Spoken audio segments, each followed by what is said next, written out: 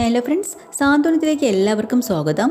അങ്ങനെ രാവിലെ തന്നെ മീനാക്ഷി ഓഫീസിലേക്ക് പോകാൻ വേണ്ടി ഇറങ്ങാണ്. അപ്പോൾ ആകാശ് ഭയങ്കര സന്തോഷത്തിലും പാട്ടൊക്കെ പാടി വല്ലാത്തൊരു റൊമാൻറ്റിക് മൂഡിൽ മീനാക്ഷിയുടെ അടുത്തേക്ക് വരുവാണ്. മീനാക്ഷി ചോദിക്കുകയാണ്, എന്തു പറ്റി ആകാശേ, ഇന്ന് ഭയങ്കര റൊമാൻറ്റിക് മൂഡിലാണല്ലോ നീ? ആ, കുറച്ചൊക്കെ അങ്ങനെയാ. എന്തോ കാര്യം സാധിക്കാനുണ്ടല്ലോ? ഒന്നുമില്ല. എന്നാൽ പിന്നെ ഇങ്ങോട്ട് വാ.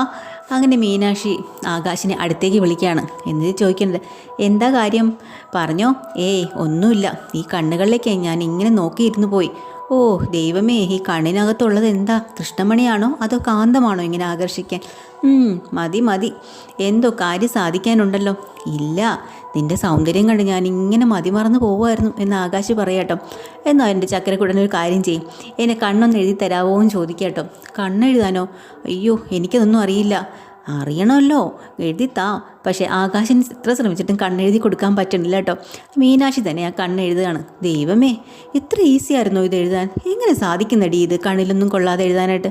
ഇതൊക്കെ എക്സ്പീരിയൻസ് അല്ലേ, അതൊക്കെ അങ്ങ് ആയിക്കോളും. പിന്നെ ആകാശിന് ഞാൻ കണ്ണെഴുതി തരട്ടെ? വേണ്ട, നീ എന്നെ കണ്ണും എഴുതണ്ട, ഒന്നും എഴുതണ്ട.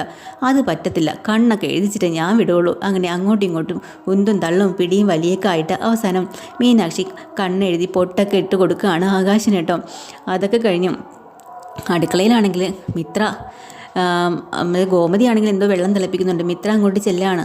എന്താ പറ്റി ഇവിടെ ചെയ്യുന്നതെന്ന് ചോദിക്കുമ്പോൾ, എടി വെള്ളം തിളപ്പിക്കുക ദേവിക്ക് കുളിക്കാനായിട്ട്. വെള്ളം തിളപ്പിക്കുന്നോ? അതെ, മഞ്ഞൾ വെള്ളം. ഈ വെള്ളത്തിൽ കുറച്ച് മഞ്ഞളൊക്കെ ഇട്ട് മഞ്ഞൾ വെള്ളം കൊണ്ട് ദേവിയെ കുളിപ്പിക്കേണ്ടത്. അത് ശരി, അതങ്ങനെയൊക്കെ വേണോ അപ്പച്ചി? വേണോടി, ഇതൊക്കെ പണ്ട് മുതലേ കാരണവന്മാർ ചെയ്തു വന്നിരുന്ന കാര്യങ്ങളാണ്. കാരണം ഗർഭിണിയായിരിക്കുന്ന സ്ത്രീകൾക്ക് കുറച്ചുകൂടെ പ്രതിരോധ ശേഷിയും ഒക്കെ വേണമല്ലോ. അതിന് വേണ്ടിയിട്ടുള്ള നല്ലൊരു മരുന്നായത് മഞ്ഞൾ വെള്ളത്തിൽ കുളിക്കുന്നത്.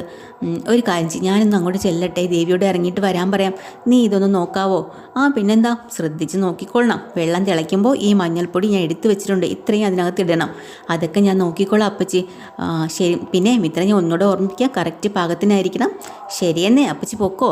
അങ്ങനെ അപ്പച്ചി അങ്ങോട്ട് പോവുകയാണ്. ആ സമയത്ത് സുകന്യ ഇങ്ങോട്ട് വരികയാണ് കേട്ടോ. എന്താ മിത്ര നീ ഇവിടെ ചെയ്യുന്നത്? ഇതേ ദേവി ചേച്ചി കുളിക്കാനുള്ള വെള്ളം തിളപ്പിക്കുക. ദേവിക്ക് കുളിപ്പിക്കാനുള്ള വെള്ളമോ? എന്താ ഇങ്ങനെ ഇരിക്കുന്നത്? മഞ്ഞ വെള്ളം, മഞ്ഞൾ കളർ.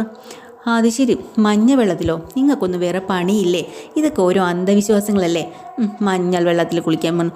എന്താ ചേച്ചിക്ക് ഇത്ര നഷ്ടം? നമ്മൾ ദേവി ചേച്ചിയല്ലേ കുളിപ്പിക്കുന്നത്, ചേച്ചിയോട് കുളിക്കാൻ പറഞ്ഞില്ലല്ലോ. ഇനിയിപ്പം ആവശ്യമില്ലാത്ത കാര്യങ്ങളും കൊണ്ട് എൻ്റെ അടുത്ത് വന്നാലേ ഞാനങ്ങനെ സമ്മതിച്ചു കൊടുക്കത്തൊന്നുമില്ല. അതിന് സുകന്യ ചേച്ചി അടുത്ത് ഇവിടെ ആരും വന്നില്ലല്ലോ. നമുക്ക് ദേവി ചേച്ചിയെ കുളിപ്പിക്കണം നമുക്ക് തോന്നി, നമ്മൾ ദേവി ചേച്ചിയെ ഈ മഞ്ഞൾ വെള്ളത്തിൽ കുളിപ്പിക്കുന്നു. അതിന് സുകന്യ ചേച്ചിക്ക് ഇത്ര വേദന വരേണ്ട കാര്യം എന്താ? എൻ്റെ അടുത്ത് ഇങ്ങോട്ട് വാ, അപ്പം ഞാൻ കാണിച്ചു തരാം. അല്ലെങ്കിൽ തന്നെ ഞാനൊരു കാര്യം ചോദിക്കട്ടെ, ഇതിപ്പോൾ എന്തിനാ ചെയ്യണേ?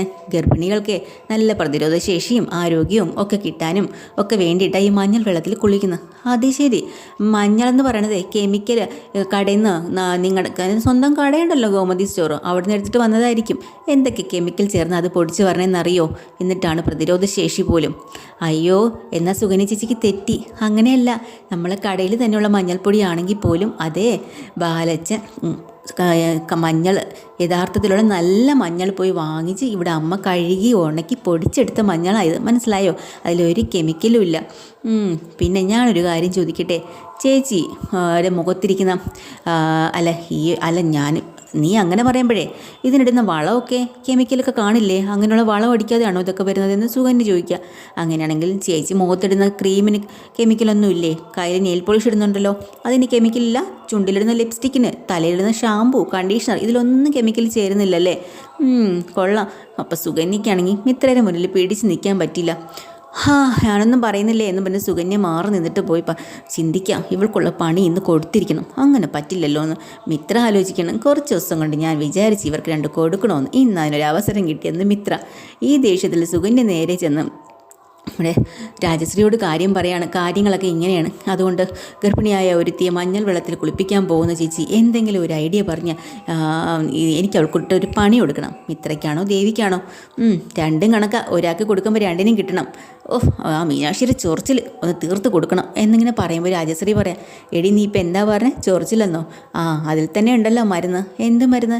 എടി അവൾ എന്തായാലും കുളിപ്പിക്കാനായിട്ട് വെള്ളം തിളപ്പിക്കല്ലേ, ആ വെള്ളത്തിലേക്ക് കുറച്ച് നായ്ക്കരണ പൊടി അങ്ങോട്ട് കൊണ്ടിട്ട് കൊടുക്കുക. കുളിക്കുന്ന സമയത്ത് ദേഹം മുഴുവനും ചൊറിയും ശ്രീദേവിയുടെ. അപ്പോൾ മിത്രയെ തന്നെ പറഞ്ഞോളൂ. ആ അത് നല്ല ഐഡിയ ആണല്ലോ, ഞാൻ കുറച്ച് പൊടി നിനക്ക് ഒപ്പിച്ചുകൊണ്ട് തരാമെന്ന് പറഞ്ഞിട്ട് പെട്ടെന്ന് എന്നെ രാജശ്രീ അതെല്ലാം ഒപ്പിച്ച് സുകന്യയ്ക്ക് കൊടുക്കുകയാണ് കേട്ടോ. സുകന്യാണെങ്കിൽ നേരെ അടുക്കളയിലേക്ക് വരുവാണ്. അപ്പോൾ അവിടെ കാണുന്നില്ല മിത്ര അവിടെ നിൽക്കുകയാണല്ലോ. അപ്പം മിത്ര എങ്ങനെയെങ്കിലും അവിടെ നിന്ന് മാറ്റണം. അതിനുവേണ്ടി പതിയെ ആ വർക്ക് ഏരിയ സൈഡിൽ കൂടെ മുറ്റത്തിറങ്ങിയിട്ട് അവിടെ ഇരുന്നൊരു കലം എടുത്ത് തള്ളി താഴെ ഇടുകയാണ്. എന്നിട്ട് അപ്പുറത്തേക്ക് ഓടി പോവാട്ടോ. എന്താ സൗണ്ട് കേട്ടതെന്ന് പറഞ്ഞുകൊണ്ട് മിത്ര അവിടെ നിന്ന് അങ്ങോട്ട് പോകുന്ന സമയം കൊണ്ട് സുകന്യ അതിനകത്തോട്ട് കയറി വന്ന് ഈ പൊടിയെല്ലാം അതിനകത്തോട്ട് കലക്കി. എന്നിട്ട് മാറി നിന്നിട്ട് ചിരിയോട് ചിരി, ഇനിയിപ്പോൾ കുളിക്കുമ്പോൾ ചെറിയല്ലോ എന്ന് പറഞ്ഞിട്ട്. ഇതിനിടയ്ക്ക് നമ്മുടെ ദേവിയെ വിളിക്കാൻ പോയിട്ടുള്ള നമ്മുടെ ഗോമതി അവിടെ നിന്നുകൊണ്ട് ആനന്ദ് പോവാൻ റെഡിയാകുമ്പോൾ ആനന്ദിനോട് പറയണ്ട, ആനന്ദേ നീ നിൽക്കി പോവാൻ വരട്ടെ, ദേവിയെ ഇന്ന് മഞ്ഞൾ വെള്ളത്തിൽ കുളിപ്പിക്കേണ്ട ദിവസമാണ്. അപ്പോൾ അതുകൊണ്ട് നീയും കൂടി നിൽക്കണം. ഞാനെന്തിനാ നിൽക്കണം? ഞാനാണോ കുളിപ്പിക്കുന്നത്? എടാ ആദ്യത്തെ വെള്ളം അവളുടെ ദേഹത്ത് ഒഴിക്കേണ്ട അവളുടെ ഭർത്താവ് തന്നെ, അത് കഴിഞ്ഞ് സഹോദരന്മാരാരെങ്കിലും, പിന്നെ മറ്റുള്ളവർ, അങ്ങനെയാണ് ചെയ്യേണ്ടത്. ഓ ഇതൊക്കെ ഇതിൻ്റെയൊക്കെ ആവശ്യമുണ്ടോ അമ്മേ? ഉണ്ടടാ. അതെ എനിക്കിപ്പോൾ പോവാൻ സമയമായി, ഇതൊക്കെ നേരത്തെ പറയണമായിരുന്നു, അല്ലാതെ സമയത്തിനല്ല പറയേണ്ടത്. എനിക്ക് ഇന്ന് അത്യാവശ്യത്തിൽ ഓർഡർ എടുക്കേണ്ടത് കാര്യമുണ്ട്. സമയത്തിന് എത്തിയില്ലെങ്കിലേ അത് നഷ്ടപ്പെട്ട എൻ്റെ ജോലി പോവും അമ്മേ. എടാ ഒരു 5 മിനിറ്റ് നീ ഒന്ന് ഒരു കപ്പ് വെള്ളം ഒഴിക്കാൻ ഇത്രയും സമയം വേണോ? ആ ഇപ്പം തന്നെ 10 മണിക്കും ഇനി എത്തേണ്ടതാ. എടാ 9 ആയുള്ളൂ. അയ്യോ 9 ആയോ, ഇപ്പം തന്നെ ലേറ്റായി, എനിക്ക് പോകണം അമ്മേ, ഞാൻ പോക്കട്ടെ എന്നും പറഞ്ഞുകൊണ്ട് ആനന്ദ് അങ്ങോട്ട് പോവാം. ദേവിയുടെ മുഖം വല്ലാതിരിക്കുകയാണ്. അപ്പോൾ തന്നെ ദേവിയോട് ഗോമതി വന്ന് ചോദിക്കുകയാണ്, എന്താ മോളെ നിങ്ങൾ തമ്മിൽ എന്തെങ്കിലും പ്രശ്നമുണ്ടോ? എൻ്റെ മോളെ പോലെയല്ലേ ഞാൻ നിന്നെ കാണുന്നത്, എന്തുണ്ടെങ്കിലും എന്നോട് തുറന്നു പറ. ഒന്നുമില്ല അമ്മേ. നീ പറഞ്ഞില്ലെങ്കിൽ വേണ്ട, ഞാൻ ആനന്ദിനോട് ചോദിച്ചോളാം. അത് കേൾക്കുമ്പോൾ മീനാക്ഷി നമ്മുടെ ദേവിക്ക് ചെറിയ ടെൻഷനുണ്ട്, ഇനി ആനന്ദ് എന്തെങ്കിലും പറഞ്ഞു പോകുമെന്ന്. അതെല്ലാം കഴിഞ്ഞ് കുളിക്കാനായിട്ട് റെഡിയായി വരാൻ പറഞ്ഞിട്ട് ഗോമതി ഇങ്ങോട്ട് വരിക. എന്താ വെള്ളമൊക്കെ തിളപ്പിച്ചല്ലോ. അങ്ങനെ ഈ വെള്ളമെല്ലാം പിടിച്ച് കുളിക്കുന്ന സ്ഥലത്തേക്ക് കൊണ്ടുവയ്ക്കുവാണ്. അവിടെ നിന്നും കൊണ്ട് ഗോമതിയും ഇത്രയോട് പറയുന്നുണ്ട്, എടി ആദ്യം വെള്ളം ഒഴിക്കേണ്ടത് അവളുടെ ഭർത്താവാണ്. ആനന്ദയുടെ എന്തിൻ്റെ എവിടെ പോയി? ആനന്ദിന് ജോലി ഉണ്ടെന്ന് പറഞ്ഞാൽ അവൻ പോയി നിന്നില്ല. അത് കഴിഞ്ഞാൽ സഹോദരനാണ് ഒഴിക്കേണ്ടത്. നമുക്കിപ്പോൾ അവൾക്ക് സഹോദരൻ എന്ന് പറഞ്ഞാൽ ആരും ഇല്ലല്ലോ. അത് രണ്ടും കഴിഞ്ഞിട്ട് ആർക്കും അവളെ കുളിപ്പിക്കാനുള്ളൂ. അങ്ങനെയാണ് ഇതിൻ്റെ ഒരു ചടങ്ങിൻ്റെ ഒരു ഇത്. അപ്പോഴാണ് ധർമ്മൻ അങ്ങോട്ട് വന്നിട്ട് പറയുകയാണ്, അങ്ങനെ ആരും വിഷമിക്കണ്ട, കാര്യം ഇവരുടെയൊക്കെ മാമനാണ് ഞാനെങ്കിലും എൻ്റെ കൂടപ്പിറപ്പുകൾ തന്നെയാണ്. അപ്പോൾ ഞാൻ തന്നെ അവരുടെ സഹോദരൻ.